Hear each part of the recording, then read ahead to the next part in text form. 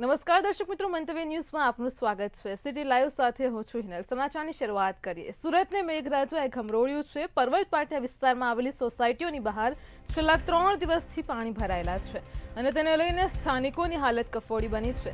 તેમજ સતત 7મા વર્ષે ખાડીપુર આવ્યું છે। ખાસ કરીને વ્રજભૂમિ, ઋષિ વિહાર, સત્યમ શિવમ હાઇટ, નંદનવન, વૃંદાવન અને માધવબાગ સોસાયટીના હજારો રહીશો એ ખાડીપુરથી ભારે પરેશાની ભોગવી રહ્યા છે। જ્યારે લિંબાયતમાં આવેલી મીઠી ખાડીમાં પણ હજુ પણ પાણી ભરાયેલા હોવાના કારણે સ્થાનિકોને ભારે હાલાકીનો સામનો કરવો પડે છે।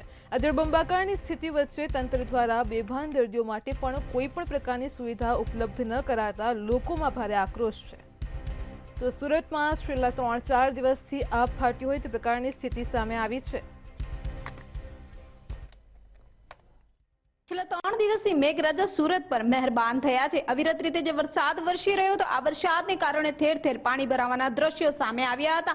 પરંતુ કેટલીક જગ્યાઓની ઉપર પાણી ઓસરી પણ ગયા છે અને પાણી ઓસરવાની સાથે સાફ સફાઈથી લઈને આરોગ્યલક્ષી કામગીરીઓ ટીમ બનાવીને કરવામાં આવી છે। ટ્રેક્ટર કહો કે અન્ય જે મશીનો કહો, આ તમામનો ઉપયોગ કરીને 2000થી વધુ સફાઈ કામદારો આ કામગીરીની અંદર લગાડી દેવામાં આવ્યા છે। સુરત મહાનગરપાલિકા કમિશનર શાલિની અગ્રવાલે વરસાદની સ્થિતિને લઈને મંતવ્ય ન્યૂઝ સાથે ખાસ વાતચીત કરી હતી। તેમણે જણાવ્યું હતું કે સુરત ખાતે જ્યાં જ્યાં પાણીઓ ભરાવાના દ્રશ્યો સામે આવ્યા છે ત્યાં ત્યાં કામગીરી કરવામાં આવી રહી છે। ખુદ એક કંટ્રોલ રૂમ જે તૈયાર કરવામાં આવ્યું હતું ત્યાંથી મોનિટરિંગ કરવામાં છે। આઈસીસી એટલે કે કમાન્ડ એન્ડ કંટ્રોલ રૂમ ખાતે 3500 જેટલા કેમેરાઓને જ્યાં જ્યાં વરસાદી પાણી ભરાય છે ત્યાં નજર રાખવામાં આવી અને ત્યારબાદ જ્યાં પાણીનો સંગ્રહ થતો હોય, જ્યાં પાણી ભરાયેલું હોય ત્યાં તાત્કાલિક ટીમ મોકલીને કામગીરી કરવામાં આવી હતી। આ સાથે આરોગ્યલક્ષી કામગીરી પણ કરવામાં આવી હતી। પરંતુ સુરતના કેટલાક વિસ્તારોમાં ખાડીપુરની જે સમસ્યા છે એ યથાવત જોવા મળી રહી છે। સુરતના લિંબાયત વિસ્તાર ખાતે ખાડીપુરનું જે પાણી છે એ 6 ફૂટથી પણ વધારે જોવા મળી રહ્યું હતું। જો કે આ ખાડીપુરને કારણે ત્યાં મશીન તો મૂકવામાં આવી છે, છતાં પણ મશીન ત્યાં મૂકી છે, પાણી ઓસરવાનું નામ નથી લેતા અને એવામાં આજે જ મંતવ્ય ન્યૂઝના કેમેરાની અંદર એક ઇમરજન્સી દર્દી પણ કેદ થયો હતો, જ્યાં ફાયરની ટીમ નહીં હોવાને કારણે, ક્યાંક ને ક્યાંક બોટ નહીં હોવાને કારણે દર્દીનો જીવ જોખમમાં મુકાયો હતો। એટલે સ્પષ્ટ કહી શકાય કે મેડિકલ સેવાઓને પણ અસર થઈ રહી છે। તો બીજી બાજુ સુરતનું જે પુડા ગામ વિસ્તાર છે, આ પુણા ગામ વિસ્તાર ખાતે ડૂબી ગઈ હોવાના પણ દ્રશ્યો ક્યાંક સામે આવ્યા હતા। સ્થાનિકો દ્વારા, રહીશો દ્વારા ફરિયાદો કરવામાં આવી રહી છે, પાણી ઓસરવાનું નામ નથી લેતા। તો બીજી બાજુ જે વિસ્તારોમાં પાણી ઓસરી ગયા છે ત્યાં સફાઈની કામગીરી કરવામાં આવી રહી છે। આ વખતે વરસાદની શરૂઆતમાં જ મેઘરાજાએ આખા સુરતને ધમધોડી નાખ્યું છે। તો ક્યાંક જ્યાં પાણી દર વર્ષે નહીં ભરાતા હતા એ વિસ્તારોમાં પણ સરથાણા કહો, વરાછા કહો, અડાજણ કહો, રાંદેર કહો, દરેક વિસ્તારની અંદર આ વખતે વરસાદી પાણીનો ભરાવો થયો હતો। પરંતુ જ્યાં જ્યાં પાણીનો ભરાવો થઈ રહ્યો છે, પાલિકાને ફરિયાદ આવતા ત્યાં પાણીનો નિકાલ કરવામાં આવી રહ્યો છે। એટલું જ નહીં, પાલિકા અને પોલીસ બંને મળીને સુરત ખાતે કામગીરી કરી રહી છે। જ્યાં પાલિકાની ટીમ હોય કે ના હોય, પરંતુ પોલીસની હાજરી રહે છે, તેવી રીતે લિંબાયત વિસ્તાર ખાતે પણ પોલીસની હાજરી હતી અને પોલીસની હાજરીમાં જ જે ત્યાંના રહીશો છે તેમને મદદરૂપ થવા માટે પોલીસ દ્વારા પણ સ્પષ્ટ પ્રયાસ કરવામાં આવ્યો હતો। એક અંશે કહી શકાય છે કે સુરતની સુરત આ વખતે આ ચોમાસાએ બગાડી નાખી છે। આ વખતના વરસાદે ઠેર ઠેર પાણી કરીને દરેક ઘરની અંદર વિનાશ વેર્યો છે। પરંતુ સુરત મહાનગરપાલિકા દ્વારા અત્યારે કામગીરી થતી હોવાના દાવા કરવામાં આવી રહ્યા।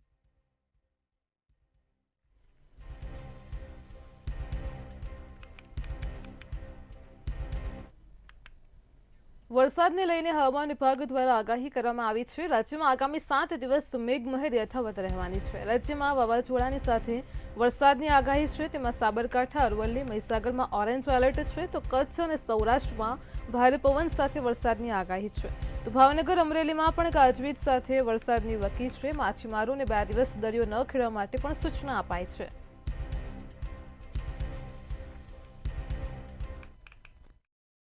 जी ચોક્કસપણે કહી શકાય કે હવામાન વિભાગ દ્વારા જે આગાહી આપવામાં આવી હતી, તો રાજ્યમાં 7 જગ્યાએ હવામાન વિભાગ દ્વારા જે આગાહી આપવામાં આવી છે તો વરસાદની આગાહી છે તે કરવામાં આવી છે। સાથે કહી શકાય કે રાજ્યના જગ્યાએ વાવાઝોડી વરસાદ સાથે વરસાદની આગાહી છે તે કરવામાં આવી છે। સાથે કહી શકાય કે સુરતમાં પણ આજે ભારે વરસાદની આગાહી છે તે કરવામાં આવી છે। ભરૂચ, દાહોદ પણ ઓરેન્જ એલર્ટ છે તે કરવામાં આવ્યું છે। સાથે કહી શકાય કે અમદાવાદ ગાંધીનગર પણ છૂટોછવાયો વરસાદ છે તે રહેશે અને કચ્છ સૌરાષ્ટ્રમાં પવન ભારે વરસાદની આગાહી છે તે કરવામાં આવી છે। સાથે કહી શકાય કે સુરેન્દ્રનગર રાજકોટમાં પણ ગાજવીજ સાથે વરસાદ છે તે પડશે અને મચ્છીમારોને પણ 2 દિવસ દરિયા ખેડવાનું સૂચન છે તે કરવામાં આવ્યું છે। હવામાન વિભાગ દ્વારા જે આગાહી આપવામાં આવી હતી તેને લઈને તમામ જિલ્લાઓમાં વરસાદની આગાહી છે તે કરવામાં આવી છે। સાથે કહી શકાય કે બનાસકાંઠા, અરવલ્લી, મહીસાગરમાં પણ ઓરેન્જ એલર્ટ છે તે કરવામાં આવ્યું છે। સાથે કહી શકાય કે ભરૂચમાં, દાહોદમાં પણ ઓરેન્જ એલર્ટ છે તે કરવામાં આવ્યું છે। જી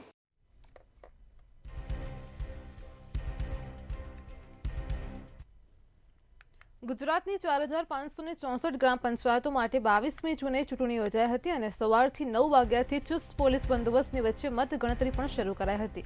આ ચૂંટણીના પરિણામોની વાત કરીએ તો ઈશ્વરિયામાં 80 વર્ષના વૃદ્ધ વિજેતા બન્યા હતા। મોતીબેન દયાભાઈ સુંદરવા નામના બા 386 મતોમાંથી 150 મતોની લીડથી સરપંચ બન્યા છે। તો મોતીબેન વિજેતા થતા પોતાનો હરખ વ્યક્ત કર્યો છે અને 80 વર્ષની ઉંમરે વિકાસના કામો કરવા માટે ખુશી પણ વ્યક્ત કરી છે। એક વેવાણે પોતાના 10 વર્ષથી રાજ કરતા વેવાણની આખી પેનલને હરાવી દીધી હતી।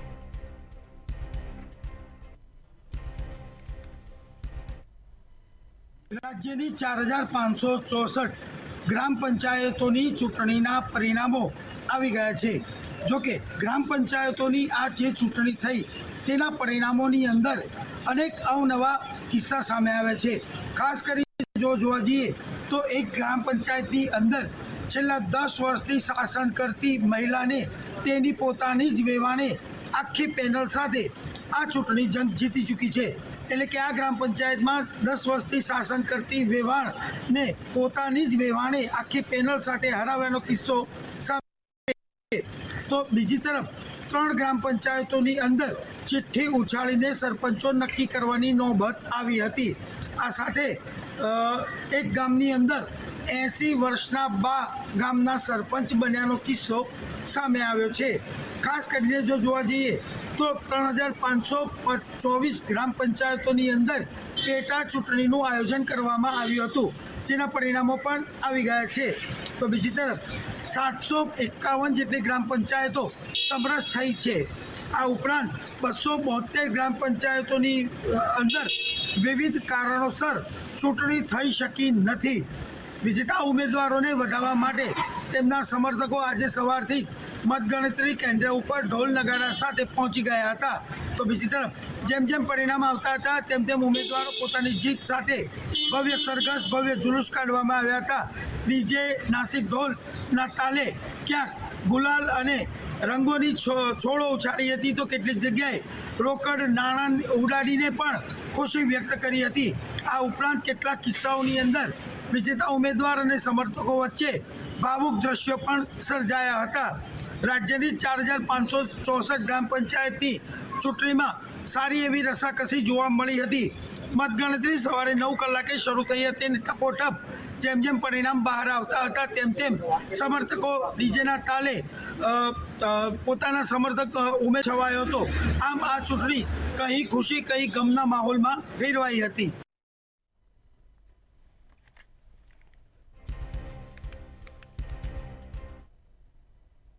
ભગવાન જગન્નાથજીની 148મી રથયાત્રાને હવે ગણતરીના દિવસો બાકી છે અને ત્યારે આજે ભગવાન જગન્નાથજીની નેત્રોત્સવ વિધિ કરવામાં આવી હતી। 15 દિવસ મોસાળમાં રહીને હવે ભગવાન જગન્નાથજીને મંદિર પરત ફર્યા છે ત્યારે 40 જેટલા યજમાન દ્વારા પૂજા વિધિ કરવામાં આવી હતી। આ નેત્રોત્સવ વિધિમાં મંત્રી ઋષિકેશ પટેલ તેમજ ગૃહમંત્રી હર્ષ સંઘવી પણ ખાસ ઉપસ્થિત રહ્યા હતા। હર્ષ સંઘવી દ્વારા ભગવાન જગન્નાથજીની મહાઆરતી કરવામાં આવી હતી। આજે ભગવાન જગન્નાથની નેત્રોત્સવ વિધિ થઈ। ભગવાન જગન્નાથજી, બહેન સુભદ્રાજી અને ભાઈ બલભદ્રને આંખે પાટા બાંધવામાં આવ્યા। આપણા ત્યાં એવું કહેવાય છે કે ભગવાન જગન્નાથજી જ્યારે પોતાના મોસાળમાં જાય છે ત્યારે ત્રણેય ભાઈ બહેન વિવિધ પ્રકારના મિષ્ટાન આરોગતા હોય છે। ત્યાં મામાના ઘરે તેમની ખૂબ જ આગતા સાગતા કરવામાં આવે છે અને એટલા માટે થઈને જ્યારે તેઓ પરત જ્યારે ઘરે પાછા ફરે છે ત્યારે તેઓ બીમાર થઈ જાય છે અને તેમની આંખો આવી જાય છે। ત્યારબાદ ત્યારથી આ પરંપરા ચાલી આવે છે કે ત્યારથી જ ભગવાન જગન્નાથજી છે તેમની આંખે પાટા બાંધવામાં આવે છે અને આ વિધિને નેત્રોત્સવ વિધિ કહેવામાં આવે છે। ત્યારે આજે આપ જોઈ રહ્યા છો કે ભગવાન જગન્નાથ, બહેન સુભદ્રા અને ભાઈ બલભદ્રને ત્રણેય અત્યારે હાલ ફૂલોનો શૃંગાર જે છે તે કરવામાં આવ્યો છે, સાથે જ તેમની આંખો પર પાટા બાંધી દેવામાં આવ્યા છે। વર્ષમાં એક જ એવો દિવસ છે જ્યારે ભક્તો જે છે તે ભગવાનની આંખોને જોઈ શકતા નથી અને ભગવાન જે છે તે ભક્તોને જોઈ શકતા નથી। હવે ભગવાન તે પોતે ત્યારે જ તેમની આંખો ખોલશે જ્યારે તેમને નગરચર્યાએ નીકળશે, એટલે કે અત્યારે હાલ ભગવાનજી જે છે તેમને આંખે પાટા બાંધી દેવામાં આવ્યા છે અને પાટા બાંધ્યા બાદ આપ જોઈ શકો છો કે મંદિરના પ્રાંગણમાં ભક્તો તેમના અત્યારે હાલ આ નેત્રોત્સવ વિધિ બાદ તેમના દર્શન કરવા માટે થઈને પહોંચ્યા। જે લોકો ભગવાન જગન્નાથજીના દર્શન કરી રહ્યા છે એવા ભક્તો જોડે વાત કરીશું। કેવું લાગી રહ્યું છે આજે ભગવાનની નેત્રોત્સવ વિધિ થઈ અને એમના એ રૂપના તમે દર્શન કરી રહ્યા છો? આજે આનંદ અને અનેરો ઉત્સાહ છે। આવા દર્શન કરવા અને આવો લાવો મળવો એક ઉપરવાળાના આશીર્વાદ તો થઈ મળી શકે છે। બહુ સરસ લાભ મળે અને અમે નાનપણમાંથી અમે અહીંયા આવીએ છીએ, અમને બહુ સરસ ગમે છે અને આનંદ થાય છે। તો ભક્તોના મનમાં આનંદનો ઉમળકો છે અને નાથને આજે જ્યારે આ રૂપના જ્યારે નાથના દર્શન કરવાનો મોકો મળતો હોય છે ત્યારે ભક્તો પણ ધન્યતા અનુભવતા હોય છે। મજાના આભૂષણો ભગવાને ધારણ કર્યા છે ત્યારે ભગવાનના આ રૂપના દર્શન કરીને ભક્તો જે છે તે ધન્યતા અનુભવી રહ્યા છે અને આજના વિશેષ દર્શન જે છે તે કોઈક જ ભક્તને મળતા હોય છે ત્યારે આજે મોટી સંખ્યામાં ભક્તો જે છે તે ભગવાન જગન્નાથજીના આશીર્વાદ લેવા માટે થઈને મંદિર ખાતે પહોંચ્યા છે। કેમેરા પર્સન બીપી અમીન સાથે અનિતા પરમાર, મંતવ્ય ન્યૂઝ, અમદાવાદ।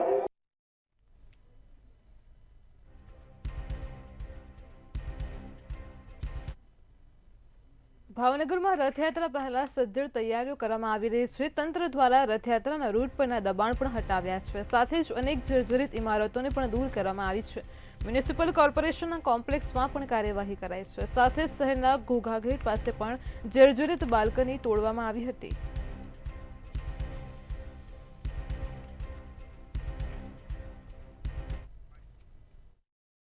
જી ચોક્કસ, ભાવનગર ખાતે 40મી રથયાત્રાનું આયોજન કરવામાં આવ્યું છે। ભાવનગરની રથયાત્રા ગુજરાતમાં બીજા નંબરની રથયાત્રા ગણાય છે।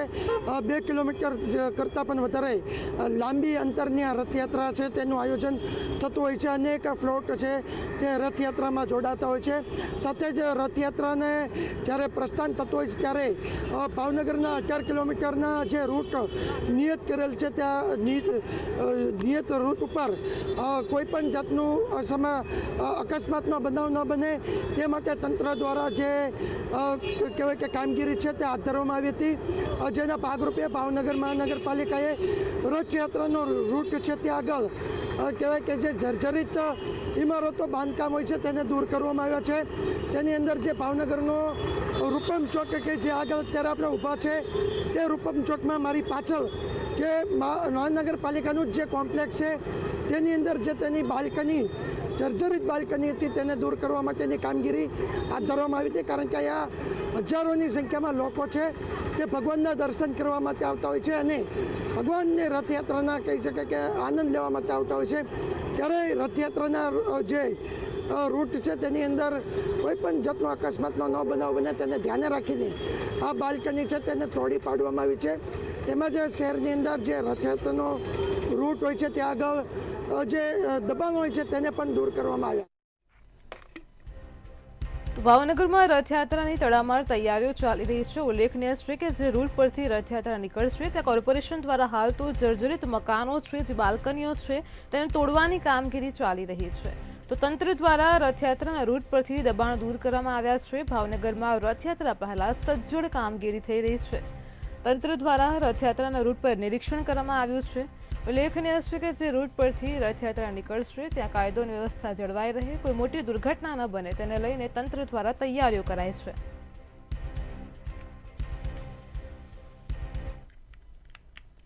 ઈડી દ્વારા 100 કરોડ રૂપિયાના સાયબર ફ્રોડના આરોપમાં અમદાવાદ, સુરત અને મુંબઈમાં દરોડા પાડવામાં આવ્યા છે। પીએમએલએ હેઠળ જુદી જુદી વ્યક્તિઓની ઓફિસ, નિવાસસ્થાને ગુજરાત પોલીસની એફઆઈઆરના આધારે ઈડી દ્વારા કામગીરી કરાઈ છે, જેમાં Maqbool doctor, Kashif doctor, Bassam doctor, Mahesh Mafatlal Desai અને માઝ અબ્દુલ રહીમ નડા આમ 5થી વધારે આરોપીઓ સામે ઈડીએ તપાસ કરી છે।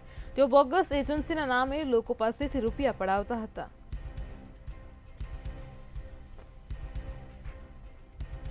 ગુજરાતભરમાં ઈડી દ્વારા દરોડા પાડવામાં આવ્યા છે. મોટા પાયે કામગીરી પણ હાથ ધરવામાં આવી છે. ઉલ્લેખનીય છે કે જે પ્રકારે 5થી વધારે આરોપીઓ તપાસમાં સામે આવ્યા છે તેમની સઘન પૂછપરછ થઈ રહી છે. યુએસડીટી ટ્રેનિંગ ડિજિટલ અરેસ્ટ કરીને લોકોને છેતરતા હતા. બોગસ એજન્સીના નામ પર લોકો પાસેથી રૂપિયા પડાવતા હતા. ગુજરાત પોલીસને એફઆઈઆરના આધારે સમગ્ર મામલે વધુ તપાસ પણ હાથ ધરાઈ છે. પીએમએલ હેઠળ જુદી જુદી વ્યક્તિઓની ઓફિસ અને નિવાસ સ્થાને દરોડા પાડવામાં આવ્યા છે, જેમાં 100 કરોડ રૂપિયાના સાયબર ફ્રોડનો આરોપ સામે આવ્યો છે. તો ઈડીના અમદાવાદ, સુરત અને મુંબઈમાં દરોડા સામે આવ્યા છે. ઈડી દ્વારા મોટા પાયે કામગીરી કરાઈ છે, જેમાં Maqbool doctor, Kashif doctor, Bassam doctor સહિતના અન્ય સામે પણ ફરિયાદ નોંધાઈ છે. 5થી વધારે આરોપીઓ સામે ઈડીએ હાલ તો તપાસ શરૂ કરી છે. ઉલ્લેખનીય છે કે પૂછપરછમાં મોટા ખુલાસાઓ પણ થઈ શકે છે, કારણ કે અત્યારે ડિજિટલ અરેસ્ટના કેસ જે પ્રકારે વધી રહ્યા છે, ફરી એકવાર આ મામલો પ્રકાશમાં આવ્યો છે. બોગસ એજન્સીના નામ પર લોકો પાસેથી રૂપિયા પડાવતા લોકોની હાલ તો અત્યારે ઈડી દ્વારા સઘન પૂછપરછ થઈ રહી છે. ગુજરાત અને મહારાષ્ટ્રની અંદર અલગ અલગ જગ્યાઓ પર ઈડીએ દરોડા પાડ્યા હતા અને ઈડીના દરોડાની અંદર 100 કરોડથી પણ વધારે જે રકમના જે વ્યવહારો છે, બેનામી વ્યવહારો, તે પકડાયા છે અને 100 કરોડનો વ્યવહાર જે છે કરતા જે 5 લોકોની સામે ઈડીએ કેસ નોંધ્યા છે. પીએમએલ જે અંતર્ગત એક્ટ અંતર્ગત આ તમામ જે કેસ નોંધવામાં આવે છે, જેની અંદર 100 કરોડના જે બેનામી વ્યવહારો કર્યા હતા, ખોટા બિલો મૂક્યા હતા અને સાથે સાથે જે ટેક્સેશન જે કરવાનું હોય છે તેની અંદર જે વળતર છે તે લીધું હતું. આ તમામ જે આરોપીઓ છે તે પૈકી 5 આરોપીઓની હાલ જે તપાસ શરૂ કરવામાં આવી છે. 100 કરોડનું જે ટ્રાન્ઝેક્શન થયા છે, તો આગામી દિવસોમાં હજી પણ જે ટ્રાન્ઝેક્શન છે તે બેનામી ટ્રાન્ઝેક્શન છે વધે તેવી શક્યતા છે અને સાથે 100 કરોડથી આંકડો જે છે તે ખૂબ જ મોટો થઈ શકે છે. એટલે કે હાલ જે ઈડી જે તપાસ શરૂ કરી છે તેની અંદર આ ફક્ત પ્રાથમિક તપાસની અંદર 100 કરોડનો આંકડો બહાર આવ્યો છે, પરંતુ આ આંકડો ઈડીની તપાસમાં દિવસે ને દિવસે વધશે તે પૂરેપૂરી શક્યતા અને સાથે બીજા ઘણા બધા લોકો છે તે પણ આની અંદર સંકળાયેલા હોય તેવી આશંકા ઈડીએ સેવી છે. તો 100 કરોડ રૂપિયાના સાયબર ફ્રોડનો આરોપ સામે આવ્યો છે, જેમાં ડિજિટલ અરેસ્ટ કરીને લોકોને છેતરવામાં આવતા હતા. ઈડી દ્વારા હાલ તો સમગ્ર મામલે સઘન પૂછપરછ થઈ રહી છે. ગુજરાત અને મહારાષ્ટ્રમાં દરોડા પાડવામાં આવ્યા હતા. એફઆઈઆરના આધારે પોલીસે પણ વધુ તપાસ હાથ ધરી છે. બોગસ એજન્સીના નામ પર લોકોને છેતરવાનો જે કારસો રચાઈ રહ્યો હતો, તેને લઈને ઈડી દ્વારા હાલ તો અત્યારે 5થી વધારે આરોપીઓની ધરપકડ કરાઈ છે અને સમગ્ર મામલે પૂછપરછ થઈ રહી છે. ઉલ્લેખનીય છે કે બોગસ એજન્સી કઈ રીતે ચલાવતા હતા, કેટલા લોકોની છેતરપિંડી કરાઈ છે તે તપાસમાં ખુલી શકે છે.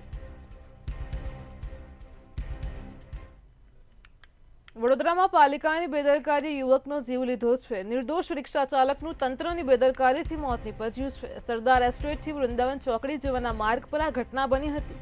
રસ્તા ઉપર ખાડાઓને સામ્રાજ્ય જે છે તેને લઈને અકસ્માતો વધી રહ્યા છે. બાપુડોળાના મકાનમાં રહેતો રિક્ષા ચાલક ખાડામાં ખાબકતો હતો. આ સાથે જ ખાડામાં પડતા રિક્ષા ચાલકને ગંભીર ઈજાઓ પહોંચી હતી. પાણીની લાઈન ખોદ્યા પછી સમારકામ કરવામાં બેદરકારી દાખવતા સમગ્ર ઘટના બની છે. વડોદરામાં રિક્ષા ચાલકના મોત પછી તંત્રની આંખ ખુલી ગઈ છે. પાલિકાએ તાત્કાલિક ધોરણે પેચવર્કની કામગીરી પણ શરૂ કરી છે. અધૂરા પેચવર્કમાં રસ્તો ખોલી દેવાથી આ રિક્ષા ચાલકનું કરુણ મોત નીપજ્યું હતું. તો વડોદરા શહેરમાં મનપાનો વધુ એક બેદરકારીનો કિસ્સો પ્રકાશમાં આવ્યા છે અને જેમાં સરદાર એસ્ટેટથી વૃંદાવન તરફ જવાના માર્ગ પર જે પાણીની પાઇપલાઇન છે તેમાં શિફ્ટિંગ કર્યા પછી રોડનું અધૂરું પેચવર્ક છોડી દેવામાં આવ્યું હતું, જેમાં રિક્ષા ચાલક ખાબકતા તેનું કરુણ મોત થયું છે. આ ઘટના બની તેના ગણતરીના કલાકમાં જ પાલિકાએ તાત્કાલિક ધોરણે ખાડાઓ પૂરવાની કામગીરી શરૂ કરી છે. આ ઘટનામાં પાણી પુરવઠા વિભાગના અધિકારીએ પણ પાલિકાની બેદરકારી હોવાનું સામે આવ્યું છે. સિટીના ભ્રષ્ટ સત્તાધીશો અને દિશાહીન તંત્રના પાપે આજે રિક્ષા ચાલકે જીવ ગુમાવ્યો. સ્માર્ટ સિટી વડોદરામાં વિકાસ દિશાહીન કાર્યો થઈ રહ્યા છે અને કરોડો રૂપિયા ખર્ચ થયા હોવા છતાં નાગરિકોને સુખ સુવિધા નથી મળી રહી, પરંતુ માત્ર ને માત્ર ટેન્ડર મંજૂર કરી અને કોન્ટ્રાક્ટરોને કામ પધરાવી દેવાનું કામ જ સત્તાધીશો અને તંત્ર કરી રહ્યું છે. આજે વહેલી પરોઢે વૃંદાવન થી સરદાર એસ્ટેટના રસ્તા ઉપર એક મસ્ત મોટો ખાડો પડ્યો અને એમાં સવારે રોજી કમાવા નીકળેલો અનિલ વસાવા રિક્ષા સાથે ખાડામાં ખાબક્યો અને અનિલ વસાવાનું મૃત્યુ થયું. વડોદરા શહેરમાં હવે ખડોદરા બાદ ભુવાનગરી તરીકે પ્રખ્યાત છે. રોજ નવો વડોદરા શહેરમાં એક ભુવો જન્મે છે. પાણી વિભાગની નિષ્કાળજીના લીધે આ ખાડો પડ્યો હોવાની ચર્ચા છે. ત્યારે અનિલ વસાવાએ જીવ ગુમાવ્યો છે, પરંતુ સત્તાધીશો ચૂપ છે. આ વિસ્તાર વડોદરા મહાનગરપાલિકાના મૌન મેયર નો હોવાનું જાણવામાં આવી રહ્યું છે. અને જ્યારે મીડિયા કોઈ સવાલ પૂછે તો મેયર કમલ કા ફૂલની જગ્યાએ ભાજપની ભૂલ હોય તેમ ચૂપકીદી સેવે છે. આજે અનિલ વસાવાએ જીવ ગુમાવ્યો છે. તેનો પરિવાર આકરણ કરી રહ્યો છે, છતાં પણ હજુ પણ તંત્ર બેદરકારી ભરી કામગીરી ચાલુ રાખી છે.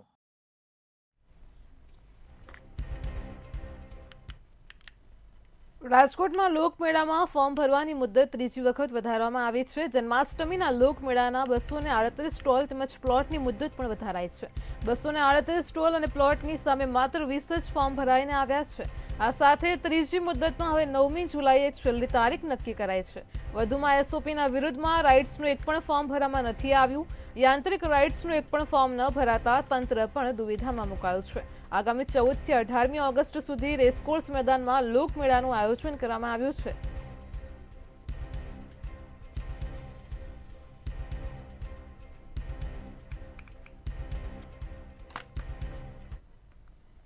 લોકમેળાના ફોર્મ ભરવાની તારીખની મુદત ફરી એક વખત વધારવામાં આવી છે. ફરી એક વખત એટલે કે ત્રીજી વખત આ જે ફોર્મ ભરવાની જે તારીખ છે તે સામે આવી છે. ત્યારે ચોક્કસથી કહી શકાય કે લાંબા સમયથી તંત્ર આને લઈને ચિંતિત છે, કારણ કે યાંત્રિક રાઇડ્સના કોઈ પણ જે સંચાલક છે તેઓએ ફોર્મ નથી ઉપાડ્યા. ખાસ તો રાજકોટ રેસકોર્સ ખાતે જ્યારે લોકમેળાની ઉજવણી થવાની છે ત્યારે તે પહેલાં તંત્ર દ્વારા તાબડતોડ જે તૈયારી છે તે કરવામાં આવતી હોય છે, પણ આ વખતે ફરી એક વખત જાણે લોકમેળામાં ગ્રહણ લાગ્યું હોય તે પ્રકારની સ્થિતિ સર્જાણી છે. ખાસ મહત્વની બાબત એ છે કે ગયા વખતની જેમ આ વખતે પણ જે યાંત્રિક રાઇડ્સ ચાલક છે તેમના દ્વારા એક માંગ કરવામાં આવી છે કે જે એસઓપી જે સરકાર દ્વારા જે આપવામાં આવી છે તે ખૂબ જ કડક છે અને તેના જ કારણે તેઓ ફોર્મ નથી ઉપાડી રહ્યા. ખાસ તો 14 થી 18 તારીખ એટલે કે 14 થી 18 ઓગસ્ટ સુધી લોકમેળાનું જ્યારે આયોજન કરવામાં આવ્યું છે ત્યારે ખાસ ત્રીજી વખત ફોર્મ ભરવાની જે તારીખ છે તે લંબાવવામાં આવી છે. 9 જુલાઈ સુધી આ ફોર્મ ભરવાની જે તારીખ છે તે આપવામાં આવી છે. ત્યારે 238 જેટલા જે પ્લોટ છે તેના માટે જે ફોર્મ જે બહાર પાડવામાં આવ્યા છે તેને જ લઈને કહી શકાય કે તંત્ર અત્યારે મહેનત કરી રહી છે. ખાસ તો અત્યાર સુધી માત્ર 20 જ ફોર્મ છે તે ઉપડ્યા છે.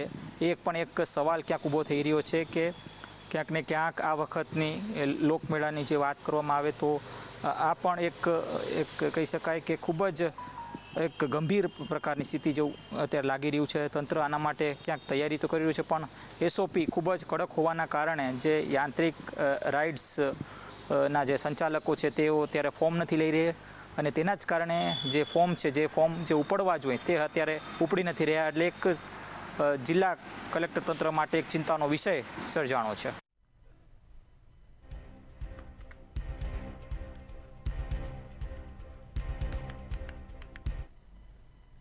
મહેસાણામાં વિસનગરના ખદલપુર ગામે ડબ્બા ટ્રેડિંગ ઝડપાયું હતું. ખદલપુર ગામ નજીક ખેતરમાંથી સ્ટેટ મોનિટરિંગ સેલે ડબ્બા ટ્રેડિંગ ઝડપી પાડ્યું છે. લોકોને વધુ વળતરને નફાની લાલચ આપીને છેતરપિંડી આચરતા હતા, ખોટા એડવાઇઝર બનાવતા હતા અને ત્યારે 3 ઇસમો ઝડપાયા છે. 3 ફરાર છે. કુલ 6 સામે ફરિયાદ નોંધાઈ છે.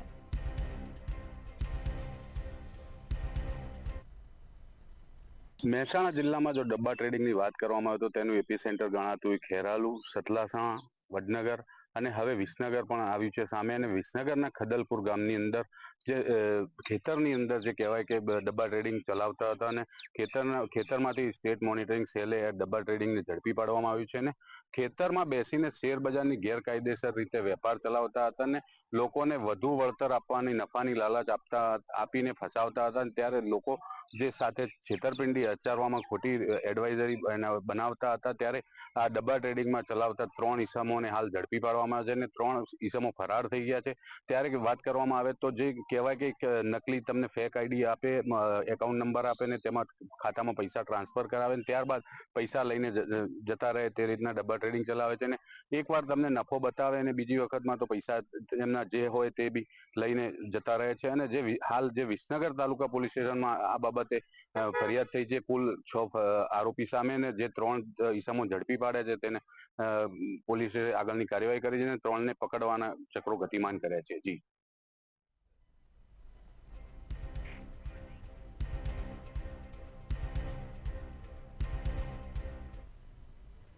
સિટી લાઈવમાં હાલ આટલું જ. પડે પણની અપડેટ મેળવતા રહો માત્ર મંતવ્ય ન્યૂઝ પર. નમસ્કાર.